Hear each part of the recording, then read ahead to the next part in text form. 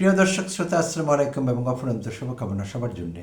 আমি এই এপিসোডে আপনাদের সঙ্গে শেয়ার করব আমাদের একজন নির্বাচিত সংসদ সদস্য এবং রাজনীতিবিদের একটি চিত্রনাট্য, রাজনৈতিক চিত্রনাট্য বলতে চাইছি আমি এটি। সেই চিত্রনাট্যের রচয়িতা আমাদের এই সংশ্লিষ্ট সংসদ সদস্য।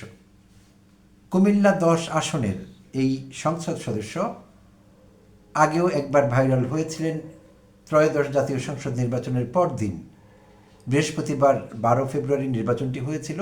13 ফেব্রুয়ারি শুক্রবার রাতে তিনি লালমাই উপজেলার কুমিল্লার বাগমারা বাজারের 0 পয়েন্টে স্থানীয় উপজেলা নির্বাহী কর্মকর্তার বিরুদ্ধে বিষোদ্গার করেন নির্বাচন নিয়ে। আপত্তিকর কিছু কথা বলেন। তখন সোশ্যাল মিডিয়ায় তার একটি 2 মিনিটের ছোট্ট বক্তব্য ভাইরাল হয়। মোবাশ্বের আলম ভূঁইয়া, কুমিল্লা 10 আসনের বিএনপি দলীয় নির্বাচিত সংসদ সদস্য। তো তিনি আরও একবার ভাইরাল হলেন। খুবই গুরুত্বপূর্ণ একটি চিত্রনাট্য তিনি রচনা করেছেন। সেই চিত্রনাট্যটি আমি আপনাদের সঙ্গে শেয়ার করতে যাচ্ছি। প্রিয় দর্শক শ্রোতা, আমি আশা করছি আপনাদের ভালো লাগবে। দয়া করে শেষ পর্যন্ত থাকবেন এপিসোডে।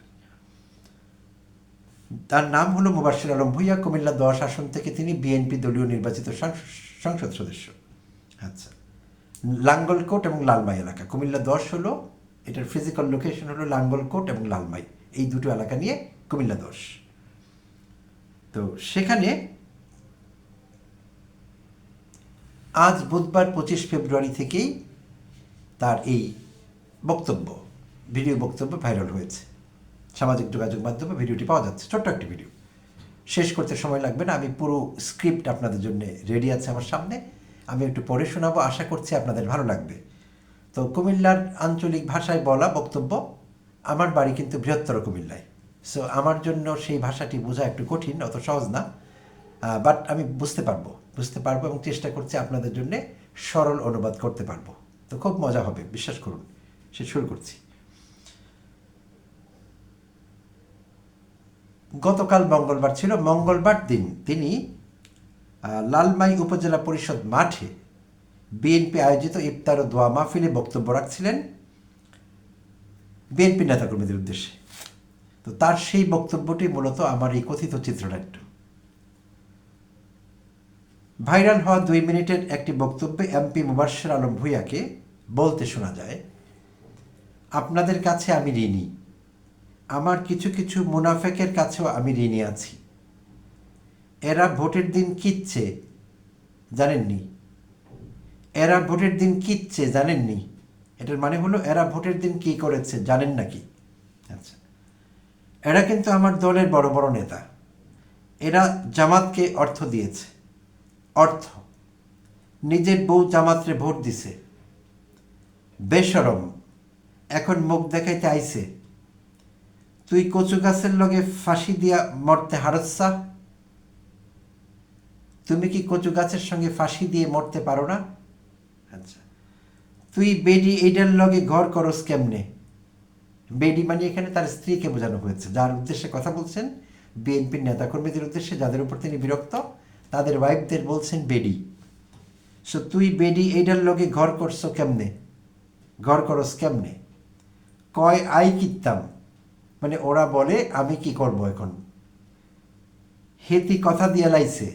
হেতি মানে স্ত্রীলিঙ্গ, ফেমিনিন জেন্ডার, কোনো মহিলাকে উদ্দেশ্য করে বলা হচ্ছে।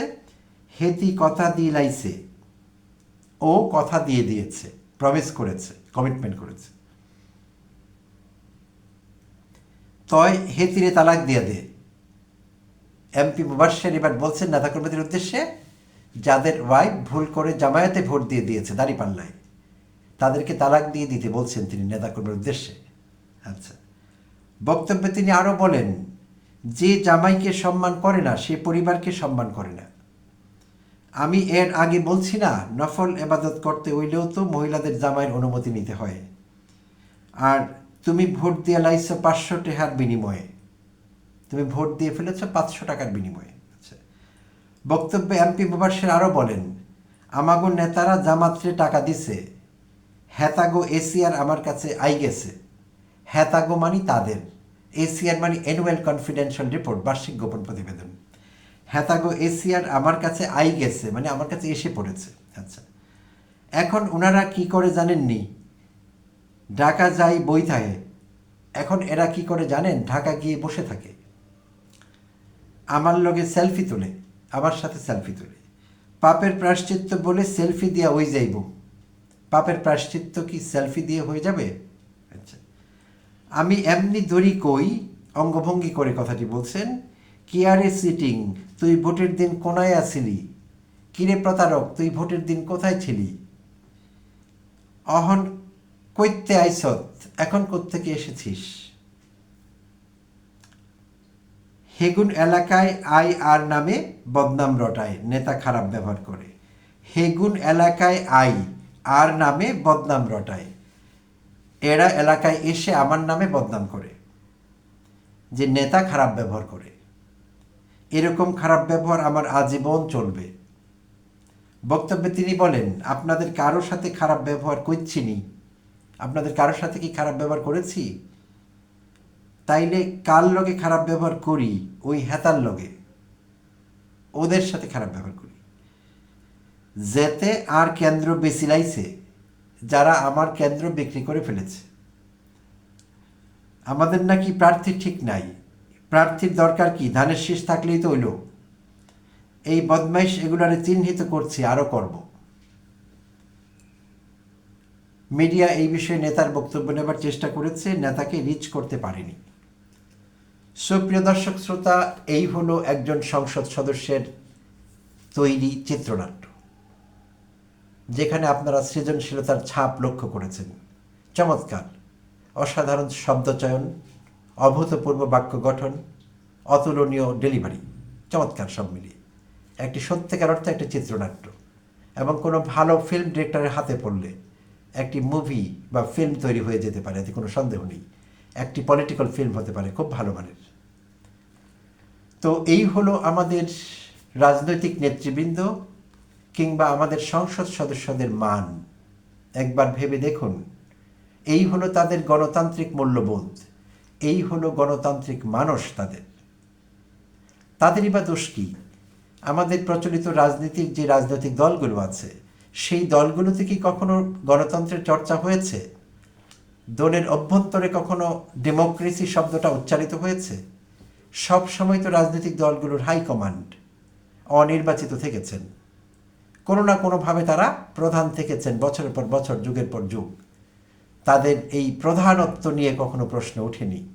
তাদের যে প্রধান জায়গাটি, প্রধান আসনটি, কেউ উত্তরাধিকার সূত্রে পেয়েছেন, কেউ পারিবারিক সূত্রে পেয়েছেন, বিভিন্ন সূত্র তারা নিয়েছেন, ব্যবহার করেছেন এই পদে থাকবার জন্য, এবং প্রশ্নে ওঠেনি কখনো এটি নিয়ে। আর দলগুলোর নিয়ম অনুযায়ী নিয়মিত কাউন্সিল হবার কথা, সেই কাউন্সিলও কিন্তু হয় না। আমরা জানি বছরের পর বছর যুগ চলে যায়, দলগুলোর কাউন্সিল হয় না। যদিও কখনো হয়, সেখানে পাতানো কাউন্সিল হয়।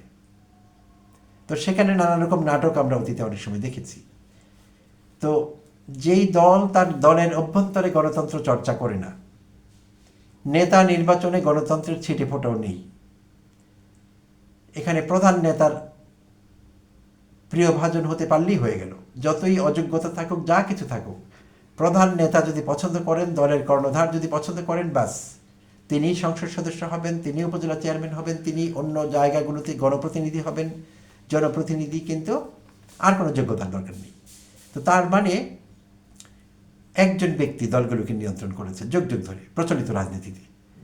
তো যেই দলগুলো নিজেরাই গণতন্ত্র চর্চা করে না, নেতা নির্বাচনে গণতন্ত্রের ধার ধারে না, ব্যক্তির কথাই শেষ কথা, একজন ব্যক্তির কথাই শেষ কথা, সেই দলগুলো কিন্তু উঠতে বসতে প্রতিনিয়ত আমাকে আপনাকে গণতন্ত্রের ছবক দিচ্ছে, আমাদের লেসন দিচ্ছে গণতন্ত্রের, যে আমরা গণতন্ত্র দেব, গণতান্ত্রিক আদর্শের প্রতিফলন ঘটতে হবে, জবাবদিহিতা থাকতে হবে। এগুলো তাদের মুখে ফুল ঝরে সবসময় এইসব শব্দে। খুবই ট্র্যাজেডি এটি একটি বিরাট ট্র্যাজেডি বলতে হবে আমাদের রাজনৈতিক অঙ্গনে, খুবই দুর্ভাগ্যজনক। তো আমাদের এরকম দলগুলো যতদিন পুরনো রাজনীতি করবে, পুরনো বন্দোবস্তকে বহাল রাখবে, ততদিন এরকম নেতৃত্বই থাকবে, এরকম নেতারাই এমপি হবেন, এবং এরকম অসংখ্য সৃজনশীল চিত্রনাট্য আমাদের উপহার দেবেন, যেইটি কখনো কখনো আমাদের বিনোদন যোগাবে। তো ফ্রিতে বিনোদন পেলে মন্দ কি? আমি তো ভালোই মনে করছি, মাঝে মধ্যে বিনোদন হবে আমাদের। ধন্যবাদ প্রিয় দর্শক, সঙ্গে থাকবার জন্য।